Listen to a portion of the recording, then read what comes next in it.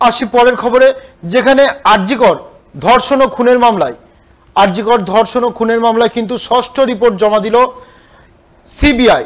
সেই ষষ্ঠ রিপোর্টে যে বিষয়টি উঠে এসছে, সেখানে সেই ষষ্ঠ রিপোর্টে বলা হয়েছে যে সেই সঞ্জয় খুন করেছে এবং সেই কেন্দ্রীয় তদন্তকারীর যে রিপোর্ট, সেই রিপোর্টে একেবারে অসন্তুষ্ট নির্যাতিতা মৃত চিকিৎসকের পরিবার।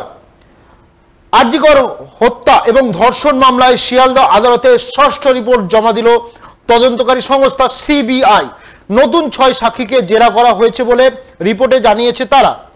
যদিও কেন্দ্রীয় তদন্তকারী সংস্থার তদন্তে খুশি নয় মৃত জুনিয়র ডাক্তারের পরিবার। আদালতের বাইরে সিবিআই এর বিরুদ্ধে ক্ষোভ উগরে দিলেন মৃতার বাবা মা। শুক্রবার নির্যাতিতার পরিবারের আইনজীবী জানান, আদালত কয়েকজন আধিকারিকের ভূমিকা নিয়ে প্রশ্ন তুলেছিল, গাফিলতির অভিযোগ উঠেছিল। এদের বিরুদ্ধে সিবিআই কি পদক্ষেপ করেছে? নির্যাতিতার পরিবারের আইনজীবীর প্রশ্ন, সিবিআই এর হাতে মামলা হস্তান্তরের আগে কোনো তথ্য প্রমাণ লোপাট হয়েছে কিনা, তার কি তদন্ত হয়েছে? আদালতে তার প্রশ্ন, খুনের ঘটনাকে আত্মহত্যা বলার জন্য হাসপাতালের তৎকালীন সুপার কি কোনো জায়গা থেকে নির্দেশ পেয়েছিলেন? তার তদন্ত হলো না কেন, বা কাউকে হেফাজতে নেওয়া হলো না কেন? তিনি আরো বলেন, একটি তদন্তকারী দল তদন্তে চেপে দেওয়ার চেষ্টা করছে। এইভাবে তদন্ত হলে নির্যাতিতার পরিবার কোনোদিন বিচার পাবে না। অন্যদিকে সিবিআই এর আইনজীবী আদালতে জানান, ধর্ষণ ও খুনের ক্ষেত্রে জরুরি প্রমাণ সংগ্রহ করা হয়েছে। আদালতে পুলিশের অফিসারদের একাংশের আচরণ নিয়ে বলেছে, সেটা এই তদন্তের অংশ নিয়ে নয়, বিভাগীয় বিষয় নিয়ে। তিনি বলেন, আমরা বৃহত্তর ষড়যন্ত্রের তদন্ত করছি। সমস্ত পক্ষের সওয়াল জবাবের পর আগামী 14 নভেম্বর পরবর্তী শুনানি হবে বলে জানান বিচারক।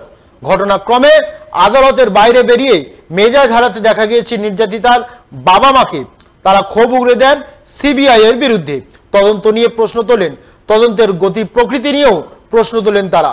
বাবা মায়ের দাবি, সিবিআই এর জন্যই তদন্ত এগোচ্ছে না, এভাবে সুবিচার পাবেন না তারা, এমনটাই মনে করছেন তারা। এবং আরজিকর এই ধর্ষণ ও খুনের মামলায় কিন্তু একজনকেই এখনো পর্যন্ত এই ঘটনায় গ্রেপ্তার করতে পেরেছে সিবিআই, এবং সেই একজন, সেই সঞ্জয়, তাকেই কিন্তু গ্রেপ্তার করতে পেরেছে। এবং নির্যাতিতার পরিবার বারবার মনে করেন যে এই একজন কিন্তু দোষী নয়, এবং বেশ কয়েকজন সিবিআই এর প্রাক্তন আধিকারিকরা তারাও মনে করেন, তদন্তকারীরা তারাও মনে করেন একজনের ক্ষেত্রে এই কাজটি করা সম্ভব নয় বলে তারা মনে করেন।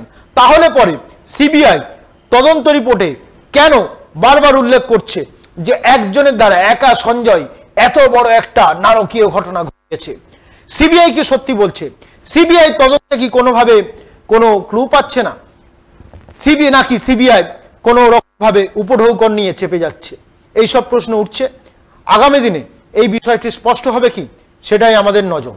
সকলকে ধন্যবাদ নিউজ ওয়াচের পক্ষ থেকে।